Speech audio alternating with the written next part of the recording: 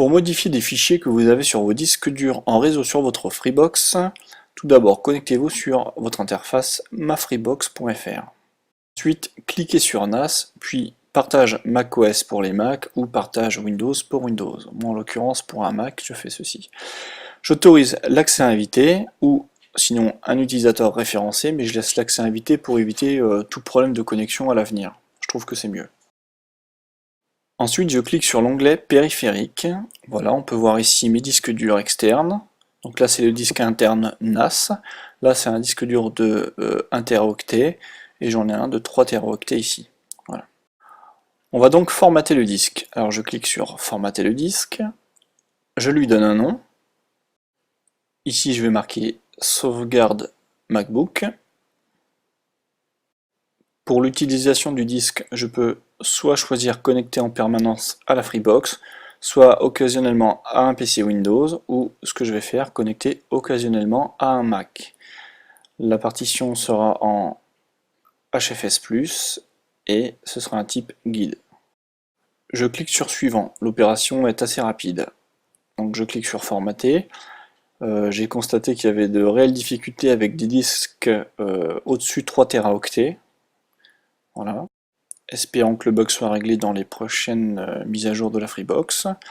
Voilà, on a vu que mon disque dur était formaté. Ici, on voit bien sauvegarde MacBook type HFS+. Je vais donc ouvrir une fenêtre du Finder ou de l'explorateur Windows. Repérer ma Freebox, je clique dessus, voilà, ici j'ai accès au disque dur, au sauvegarde MacBook Vincent et WD3TO.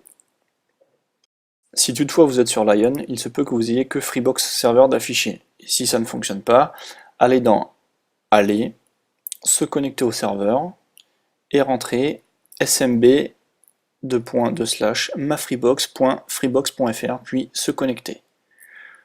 Alors si vous êtes utilisateur référencé, entrez vos mots de passe, sinon cliquez sur inviter, puis se connecter. Ici j'ai la liste de mes disques en réseau, je me connecte, voilà, je vais fermer cette fenêtre. Voilà, ici je suis directement sur le disque dur NAS, je ferme la fenêtre, je sélectionne ma Freebox et voilà on a le disque de 3 Teraoctets. Voilà. Je vais créer un nouveau document, je l'enregistre sur le bureau, je le ferme. Je retourne donc sur mon disque WD3TO et je glisse mon fichier.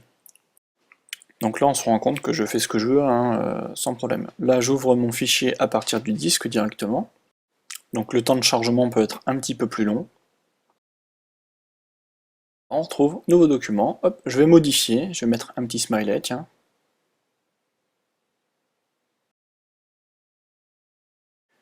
Je ferme et j'enregistre mon fichier.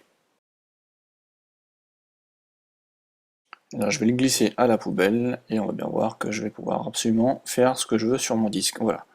J'espère que ce tuto vous a rendu service parce qu'en fait, moi j'avais des problèmes lorsque je voulais faire des transferts de fichiers entre mon ordinateur et mes disques en réseau.